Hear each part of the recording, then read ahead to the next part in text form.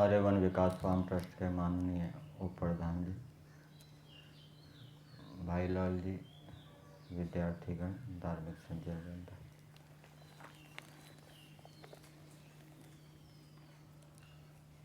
अथर्ववेद के अंदर एक शब्द आया है पुरुवीर, और इस शब्द का अर्थ ईश्वर परख किया गया है। जो परमेश्वर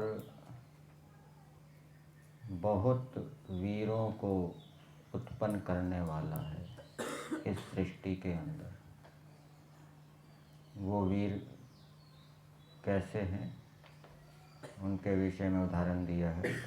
धर्मवीर, दानवीर आदि अनेक वीरों को जो परमेश्वर इस सृष्टि के अंदर उत्पन्न करता है, उस परमेश्वर ने हमारे कल्याण के लिए वेद वाणी को दिया।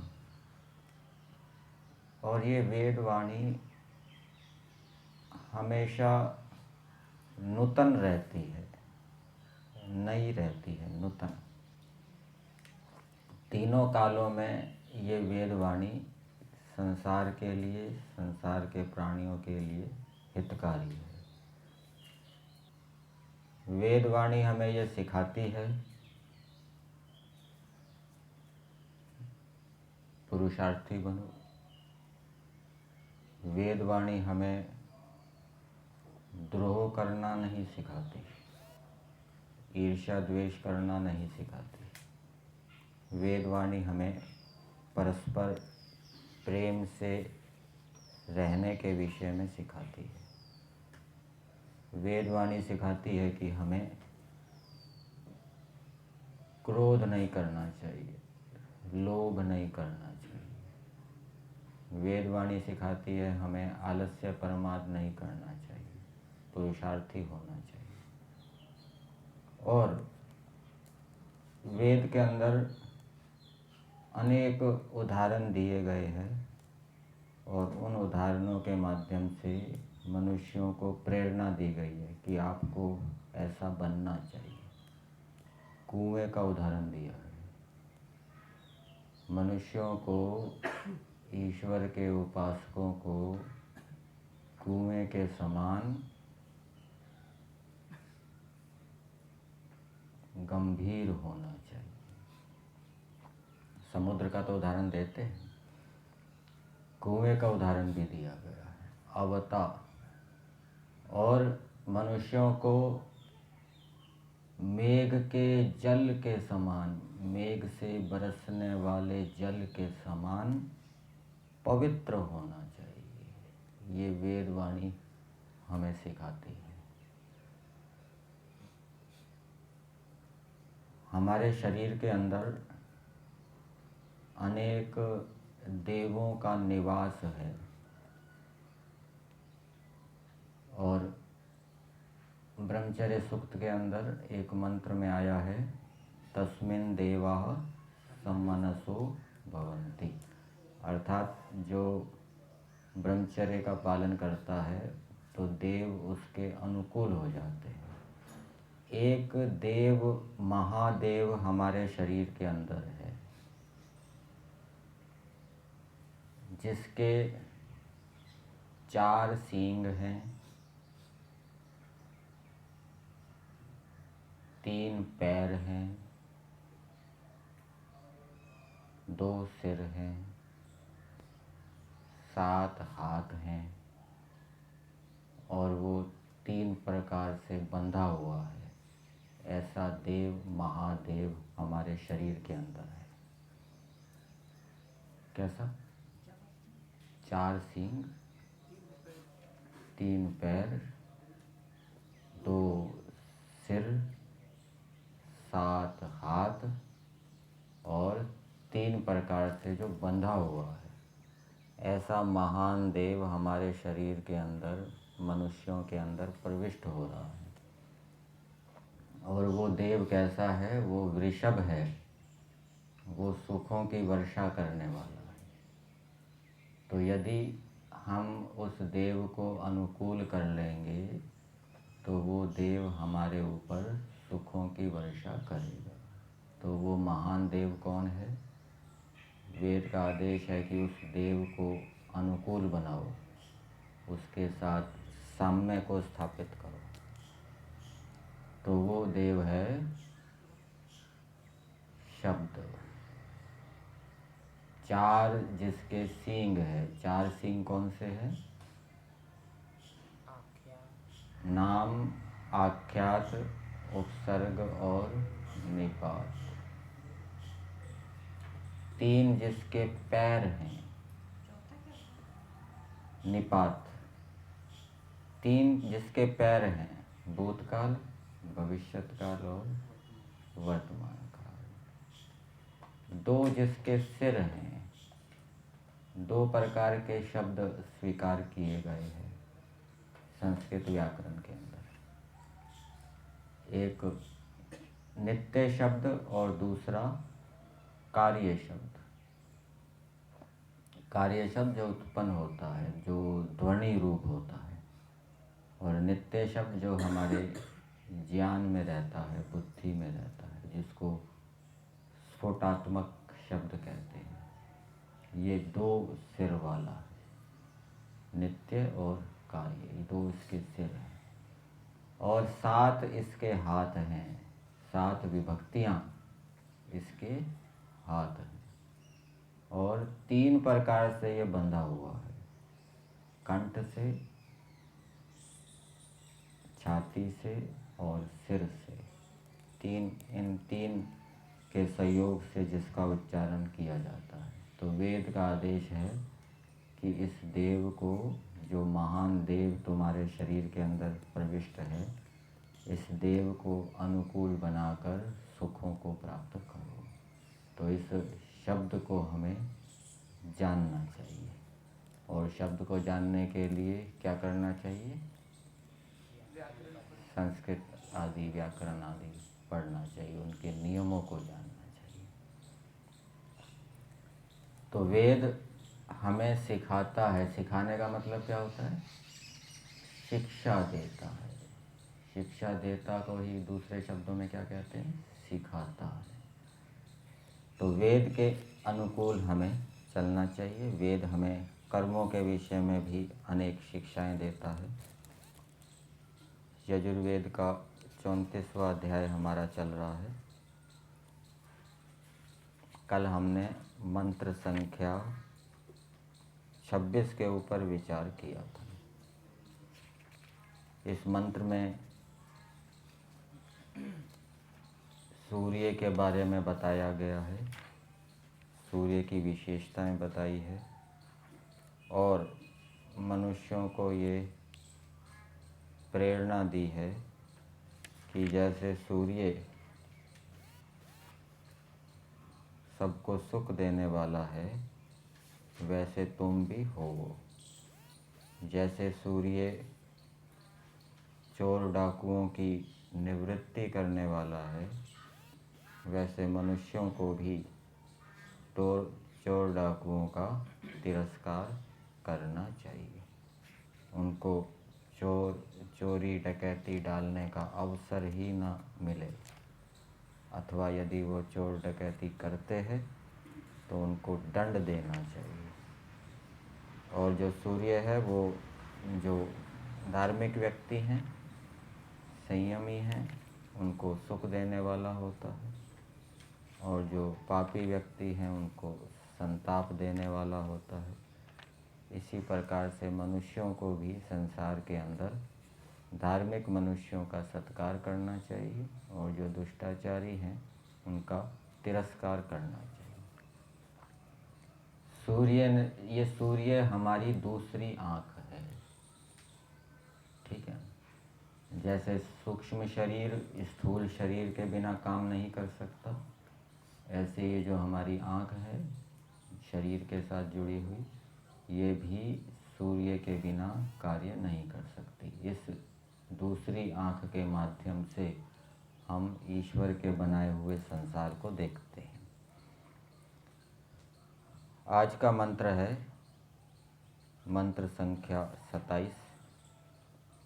ये ते पंथाः सविताः पूर्वयासो रेणवः सुकृता अंतरिक्षे तेभिर्नो अद्य पथिभिः सुगेभिः रक्षा च नो अधि च ब्रूहि देव। इस मंत्र की भूमिका में दिया है, अब अध्यापक और उपदेशक विषय को कहा है। तो इस मंत्र में अब अध्यापक और उपदेशकों के विषय में बताया गया है कि उनको क्या करना चाहिए, अध्यापकों को, उपदेशकों को, और अध्यापक और उपदेशकों की क्या विशेषताएं होती हैं वो भी इस मंत्र के अंदर बताया गया है। इस मंत्र का भावार्थ हिंदी में नहीं दिया, संस्कृत भाग में ही दिया गया है। भावार्थ में दिया है, हे विद्वांसो, विद्वानों को संबोधित किया जा रहा है। युष्माभिर यथा सूर्यस्य अंतरिक्षे निर्मला मार्गाः सन्ति, जैसे सूर्य के अंतरिक्ष में निर्मल मार्ग हैं, तथैव वैसे ही हे विद्वानों, विद्वानों से मतलब अध्यापक और उपदेशकों, उपदेश अध्यापनाभ्याम विद्या धर्म सुशील प्रदाः पंथानः प्रचारणीयः। तो आप उपदेश और अध्यापन के माध्यम से विद्या को देने वाले, धर्म को देने वाले, सुशीलता को देने वाले जो मार्ग हैं, जो क्रियाकलाप हैं, जो उपाय हैं, उनका आप प्रचार करो। ठीक है, अर्थात अध्यापक और उपदेशक स्वयं तो विद्या धर्म सुशीलता से युक्त होंगे ही, और फिर वो उसका उपदेश भी करेंगे। जिन उपायों से धार्मिकता, सुशीलता, विद्या आदि की प्राप्ति होती है, जिन कर्मों को करने से ये प्राप्त होते हैं, ऐसा अध्यापक, उपदेशक अथवा विद्वानों को करना चाहिए। इस मंत्र में पदार्थ में देखते हैं क्या दिया है। मंत्र में दो शब्द है, सविताः और देव। देव सबसे अंत में आया है, ब्रूहि देव। सविता का अर्थ किया है सूर्य के तुल्य ऐश्वर्य देने वाले। तो अध्यापक और उपदेशक कैसे होने चाहिए? सूर्य के तुल्य ऐश्वर्य को देने वाले। और ऐश्वर्य को देने वाले कब होंगे? जब उनके पास ऐश्वर्य होगा। तो इससे ये बात भी निकल रही है कि अध्यापक और उपदेशक विद्या आदि अच्छे गुणों से युक्त होने चाहिए, ऐश्वर्य से युक्त होने चाहिए, और उन ऐश्वर्यों को देना भी चाहिए, उनकी प्रेरणा देनी चाहिए, दूसरों के अंदर उन ऐश्वर्यों को उत्पन्न करने के उपाय बताने चाहिए। फिर देव शब्द आया है, ये भी अध्यापक और उपदेशकों के लिए है। विद्या और सुख के दाता, आप्त विद्वान पुरुष। तो अध्यापक और उपदेशक वो विद्या को देने वाले होने चाहिए और सुख को देने वाले। अब सविता में भी सूर्य के तुल्य ऐश्वर्य को देने वाला किया है, तो यहाँ थोड़ा अंतर कर लेंगे। यहाँ पर विद्या दे दिया है तो वहाँ पर विद्या से भिन्न जो गुण कर्म स्वभाव हैं उनको ले लेंगे कि अध्यापक उपदेशक सूर्य के तुल्य विद्या से भिन्न जो दिव्य गुण कर्म स्वभाव हैं उनसे युक्त हों और उनको देने वाले भी हों, अर्थात उनको उपाय बताएं कि किस प्रकार से ये ऐश्वर्य प्राप्त होते हैं। और देव में आ जाएगा विद्या और सुख को देने वाले। अनेक प्रकार की विद्याएं होती हैं, किसी के पास भौतिक विद्या है, किसी के पास आध्यात्मिक विद्याएं हैं। ये सभी जितनी भी भौतिक विद्याएं, आध्यात्मिक विद्याएं हैं, ये ईश्वर का ही धन है, ईश्वर की कृपा से ही प्राप्त होती है, ईश्वर ही इनको देता है। और जिन जिन के पास जो जो आध्यात्मिक और भौतिक विद्या है वो दूसरों को देवे। ये मंत्र का संदेश है। और दूसरों को सुख देने वाले भी हों। फिर आगे दिया है, जिस ते आपके जैसे सूर्य के अंतरिक्षे आकाश में गमन के शुद्ध मार्ग हैं।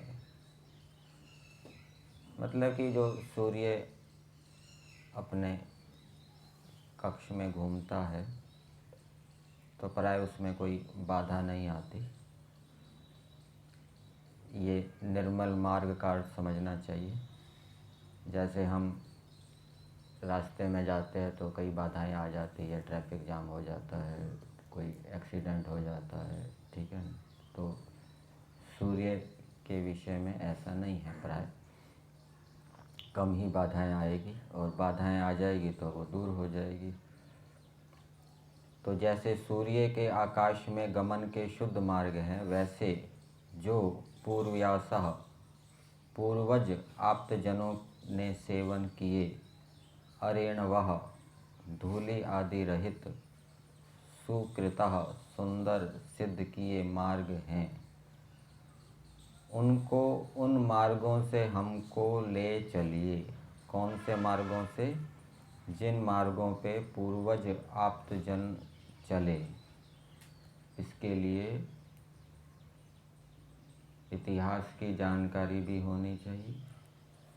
जो हमारे ऋषि मुनि हुए, महापुरुष हुए, उनका जीवन किस प्रकार से था, जीवन चरित्र किस प्रकार से था, उन्होंने किस किस परिस्थिति में किस किस पर कैसा कैसा व्यवहार किया, ये सारा जानकारी होनी चाहिए। और पूर्वज आप्तजनों ने जिन मार्गों का सेवन किया, उनके जो बनाए शास्त्र हैं, उनके माध्यम से भी हम जान सकते हैं उनके विचारों को, उनके मार्गों को। तो अध्यापक और उपदेशक वो इन जानकारियों से युक्त होंगे। पूर्वजों के जो मार्ग हैं, उन्होंने जिन जिन अच्छे कार्यों का अनुष्ठान किया, और वो मार्ग कैसे है? अरेणवः धूलि आदि रहित सुंदर सिद्ध किए हुए। सुकृतः, सुकृतः का अर्थ संस्कृत भाग में दिया है सुष्ठु निष्पादितः, जिनका पालन, जिनका निष्पादन हमारे पूर्वज ऋषि मुनियों ने बहुत ही अच्छी प्रकार से किया, श्रद्धा से किया। तो उन उपायों को, उन कर्मों को आप हमें बताइए, उनसे ले चलिए। पंथः मार्ग हैं, ते भी उन सुगे भी, ये उसका विशेषण है। जिन कर्मों को हमारे पूर्वजों ने धारण किया, वो कर्म कैसे है? सुखपूर्वक जिनमें चलें ऐसे। संस्कृत भाग में इसका अर्थ दिया है सुखेन गमन अधिकरणहि, सुख से गमन के जो अधिकरण है उनसे युक्त, सुखपूर्वक जिनमें चलें ऐसे। मतलब कि आप हमें ऐसा उपाय बताइए जिससे कि विद्वानों के द्वारा जो जिन कर्मों की प्रेरणा दी गई है, चाहे हमारे व्यक्तिगत कर्म हैं, संध्या उपासना आदि, परोपकार आदि, यज्ञ आदि, उन कर्मों को हम सुखपूर्वक करें, उनको करने में हमें कोई कठिनाई ना हो। ऐसा उपाय आप हमें बताइए, सुखपूर्वक जिनमें हम चलें। सुगे भी पथि भी, ऐसे मार्गों से आज नहा हम लोगों को चलाइए। यहाँ पर अद्य शब्द आया है, और अद्य शब्द का प्रयोग उसमें भी आया था। किसमें? याम मेधाम देवगणः पितरश्चोपासते तया मामद्य मेधयाग्ने मेधाविनम कुरु स्वाहा। तो आज ही हम मेधा बुद्धि से युक्त हो जाएं, ठीक है ना। आज ही मेधा बुद्धि से युक्त कैसे होंगे? यदि हम श्रद्धापूर्वक संकल्प लेके श्रद्धापूर्वक उनकी बातों को सुनेंगे तो आज ही हम उनकी बातों को व्यवहार में लाने लग जाएंगे। तो ये श्रद्धा के ऊपर निर्भर है, और श्रद्धा प्रारंभ में बलपूर्वक बनाई जाती है, फिर कालांतर में जैसे जैसे अनुभव होता है फिर वास्तविक श्रद्धा उत्पन्न होती रहती है। तो जो मार्ग हैं उनको आज ही हम लोगों को चलाइए। ये कौन कह रहा है? सामान्य व्यक्ति कह रहे हैं अध्यापकों को, उपदेशकों को, कि आप हमें उन मार्गों से चलाइए। और बताया इन मार्गों से चलते हुए हमारी रक्षा भी कीजिए। अब यम नियम का हम पालन कर रहे हैं तो कभी कभी समस्याएं आ जाती हैं, समझ में नहीं आता ये अहिंसा है या हिंसा है, यहाँ दान देना चाहिए नहीं देना चाहिए, दान लेना चाहिए या नहीं लेना चाहिए। अनेक प्रकार की विचित्र परिस्थितियाँ उत्पन्न हो जाती हैं। तो उस स्थिति में आप हमारी रक्षा कीजिए, अर्थात हमें हमारा समाधान कीजिए। जो शंका उत्पन्न हो गई है, जो संशय उत्पन्न हो गए हैं, उनको आप दूर कीजिए। जो हम अहिंसा सत्य के मार्ग पर चल रहे हैं उसमें। फिर आगे दिया, तथा नह हमको अधिब्रूहि अधिकतर उपदेश दीजिए। यहाँ अधि का संस्कृत भाग में अर्थ दिया है ऊपरी भावे। ऊपरी भावे मतलब ये नियंता के रूप में होता है, अधिष्ठाता के रूप में। तो इसका अर्थ इस प्रकार से किया गया है कि आप हमें उपदेश दीजिए। एक तो उपदेश सलाह के रूप में दिया जाता है, जो जिसके साथ इतनी घनिष्ठता नहीं होती उसको सलाह दी जाती है, लेकिन जिसके साथ घनिष्ठता होती है वहाँ पर क्या दिया जाता है? वहाँ बलपूर्वक उपदेश दिया जाता है, आदेश दिया जाता है कि आपको ये करना ही है।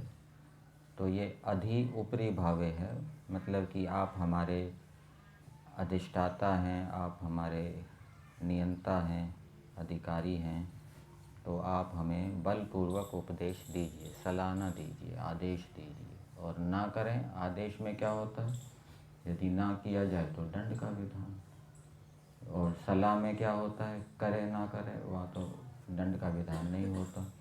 तो बलपूर्वक उपदेश दीजिए मतलब यदि हम नहीं करते तो आप हमको दंड भी दीजिए, जिससे कि हम उस मार्ग पर सरलता से चलें। तो जब दंड का भय होता है तो व्यक्ति फिर सहजता से सरलता से चलता है, और जब दंड का भय नहीं होता तो फिर मन मर्जी करता है। तो हमको अधिकार पूर्वक बलपूर्वक बताइए, सुझाव की भाषा में मत बताइए, जिससे कि हम उन उपदेशों को जल्दी से स्वीकार कर लें। इसी प्रकार से सबको चेतन कीजिए। सबको चेतन, जैसे आप हमको उपदेश दे रहे हैं अधिकार पूर्वक, इसी प्रकार से और भी जो आपके घनिष्ठ हैं उनको भी आप आदेश दीजिए, बलपूर्वक उपदेश दीजिए, जिससे कि वो अच्छे मार्ग पर चलना प्रारंभ कर दें।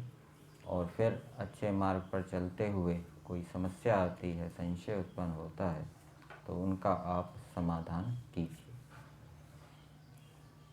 तो मंत्र का संदेश मनुष्यों के लिए है, अध्यापक और उपदेशकों के लिए भी है, सामान्य मनुष्यों के लिए भी है, कि जो सामान्य मनुष्य हैं वो विद्वानों के पास जाएं, नियम पूर्वक उनका सत्संग करें, जिससे कि घनिष्ठता उत्पन्न हो, और फिर उनको वो कहें कि आप हमें बलपूर्वक आदेश दीजिए, कर्म करने का आदेश दीजिए, और यदि हम कर्म नहीं करते तो आप हमें दंड दीजिए। ये सामान्य व्यक्तियों का कार्य है कि वो विद्वानों के पास जाएं, उनके पास श्रद्धापूर्वक जाएं। ये यहाँ से निकलेगा, अद्य आज हम लोगों को चलाइए, आज ही हम लोगों को चलाइए। तो आज कब चलेंगे? जो आज ही यदि वो श्रद्धापूर्वक उनके आदेश को सुनेंगे तो वो आज ही चलेंगे। और विद्वानों का भी कर्तव्य यहाँ पर बताया गया है। विद्वान कैसे होने चाहिए? विद्वान अच्छे अच्छे गुण कर्म स्वभावों से युक्त होने चाहिए और उनको विद्या और सुख अपने अधीनस्थ जो मनुष्य हैं उनको देना चाहिए, जिससे कि उनकी उन्नति हो।